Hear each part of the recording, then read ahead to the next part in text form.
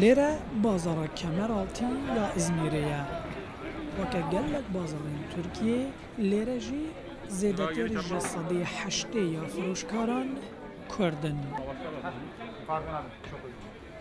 Mihemed Sîrac Kurdekê ji Mêrdîna Bakurê Kurdistanê ye. Ev li nav vê bazarê niha simîtan difiroşe. Lê wî di dema xwe de li çiyayên bilind yên Kurdistanê weke pêşmerge rêvîngî li dû xeyalên welatekî azad kiriye.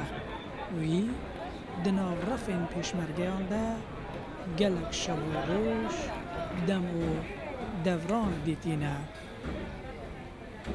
سالی هفته و هفتاد اجی بخوا ملبون مدرسه مخوندی لطلو می اجازه استندیه بس پشتی و اینا وقتی گم هاتن ویده که ام تول ریاض چبون بوم سوسیالیست و دوی دمی دیجی سیاست تک بناوی حقوقی بو ام جی برپرسیار کی وینی ازمیره بون لرده پشتی هشته و یکم درباسی سوری بون سالی نوت و سیاده ام لباشور وقت برپرسیاری و رقصتنی از لدهوک زاخو لحولیر مام yani ez ciham ve şerefa go dicara eskek Mesud bibînim dicara eskek Celal bibînim wek Fuat Masum wek Sami Abdurrahman Kemal Kerkuki falan bana rahman nezik çikami kiriyim var İro beleş valla İro beleş şabi Li nav vê bazarê geh bi çîrokên xembariyên koçberiyê geh bi deng û coşa xwe Kurd rengê herî diyarin.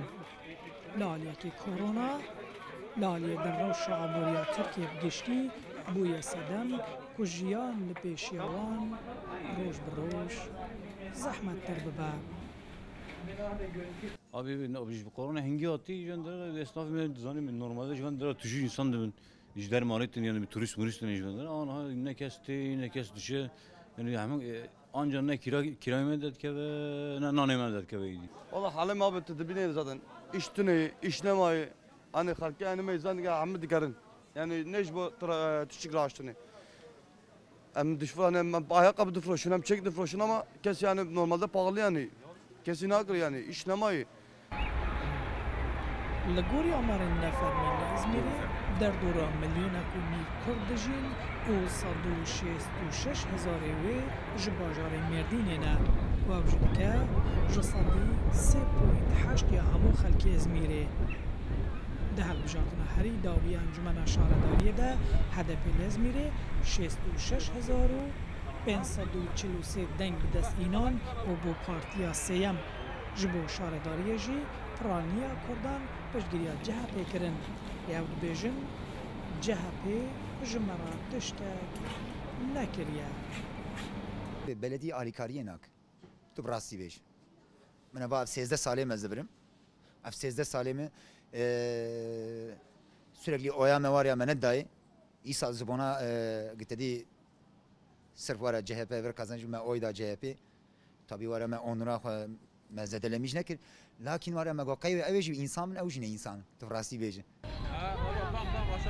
böyle Kurdên ku li İzmîrê dijîn piranî karên firoşkariyê dikin û rêwebirin û karên piraniya bazarên mezin yên İzmîrê jî di destê Kurdan de ne. Li kêleka piraniya bajarên mezin heman demê bazarên navdar jî hene ku ev bazarane jiyan û aboriya bajaran jî diyar dikin. Lêre jî bazara Kemeraltî ya İzmîrê ye ku bi sedan Kurd debara jiyana xwe li vê bazarê dikin. Lê li vê bazarê li kêleka kirên û firotinê heman demê gelek çîrokên balkê jî hene. Şevket Erkî, Rûda, İzmîr.